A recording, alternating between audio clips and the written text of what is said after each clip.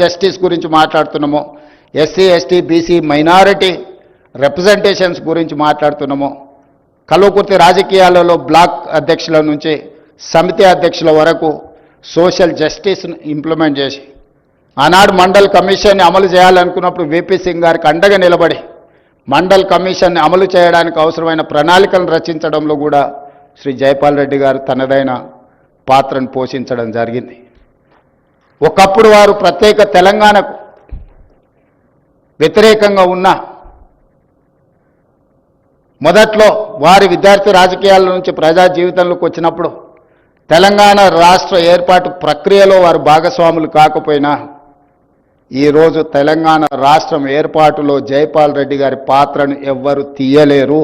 జైపాల్ రెడ్డి గారు లేకపోతే, జైపాల్ రెడ్డి గారి సహకారం లేకపోతే తెలంగాణ రాష్ట్రం వచ్చి ఉండేది కాదు. వారి సమయస్ఫూర్తి, వారి అనుభవం, లోక్సభ రాజ్యసభలో బిల్లును ఆమోదింపజేయడంలో ప్రధాన ప్రతిపక్ష నాయకురాలు సుష్మా స్వరాజ్ గారు చర్చ లేకుండానే లోక్సభలో బిల్లును ఆమోదింపజేయడంలో జైపాల్ రెడ్డి గారు అత్యంత కీలక పాత్ర పోషించారు. అందుకే నేను చెప్తున్నా, జైపాల్ రెడ్డి గారికి రాజకీయ ప్రత్యర్థులే కానీ శత్రువులు ఎవరు లేరు.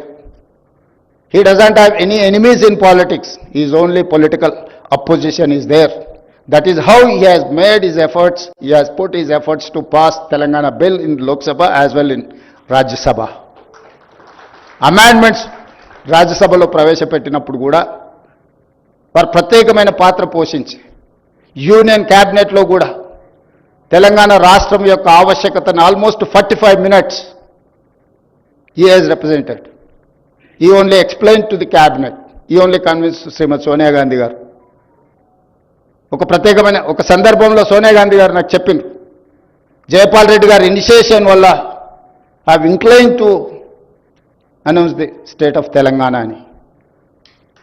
ఈరోజు వారికి చేయడం తెలుసు, చెప్పుకోవడం తెలియదు. ఆయన తరఫున ఎవరు తెలంగాణ రాష్ట్రంలో ఆయన పోషించిన పాత్రను మన వాళ్ళు చెప్పలేదు, కానీ పక్క రాష్ట్రంలో ఉన్న ఉండవల్లి అరుణ్ కుమార్ చాలా స్పష్టంగా చెప్పింది తన పుస్తకంలో. ఎందుకంటే ఎఫెక్టెడ్ పార్టీ ఎప్పుడు గుర్తుపెట్టుకుంటుంది.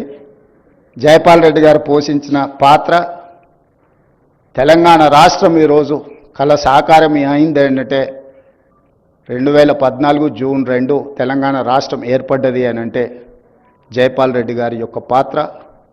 ఈరోజు రాజకీయాలు ఆనాడు వారు కాంగ్రెస్ని వీడినప్పుడు, కాంగ్రెస్ని విభేదించింది సిద్ధాంతం కోసమే.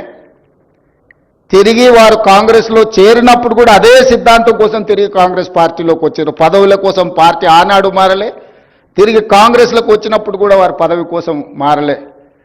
ఐడియాలజికల్ కమిట్మెంట్తో he has differed with Congress party, then he has joined in Congress party with only ideology. కానీ ఈరోజు పాలిటిక్స్, పెద్దలు చిన్నారెడ్డి గారు లాంటి వాళ్ళు ఇక్కడ ఉన్నారు, పాలిటిక్స్ అన్నీ కూడా స్విగ్గీ పాలిటిక్స్ అయిపోయినాయి.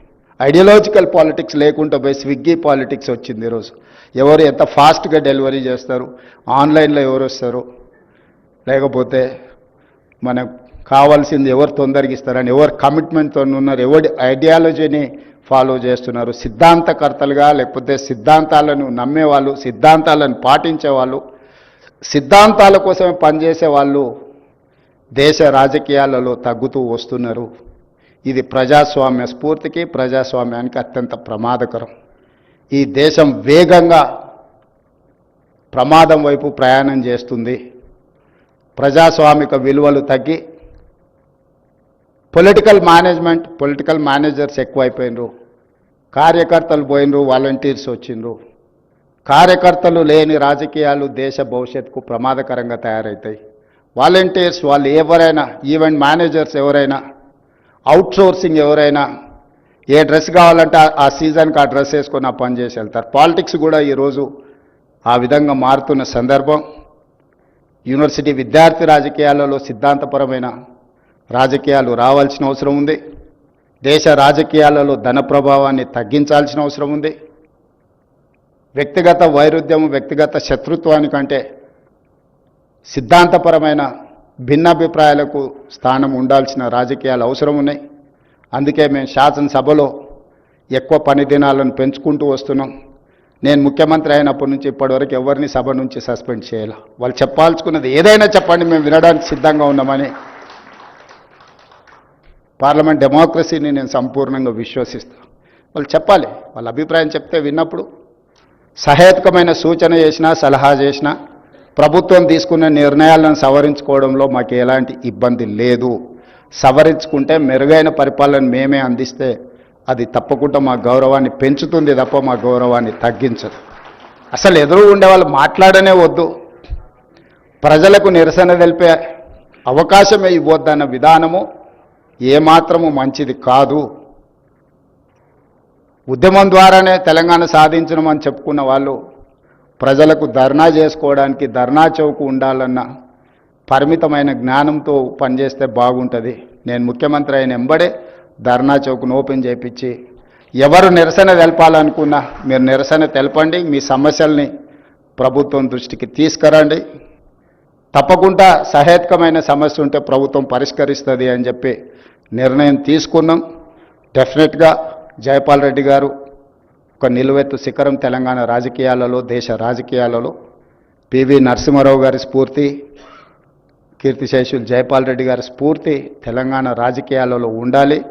విధానపరమైన నిర్ణయాలు, అభివృద్ధి కార్యక్రమాలు, సంక్షేమ పథకాలను బ్యాలెన్స్ చేసుకుంటూ తెలంగాణ రాష్ట్ర ప్రభుత్వాన్ని నడిపిస్తాం. మరొక్కసారి జైపాల్ రెడ్డి మెమోరియల్ అవార్డ్స్ మొదటిసారి తీసుకుంటున్న అందరికీ మనస్ఫూర్తిగా అభినందనలు తెలియజేస్తూ సెలవు తీసుకుంటున్నాను. ధన్యవాదాలు.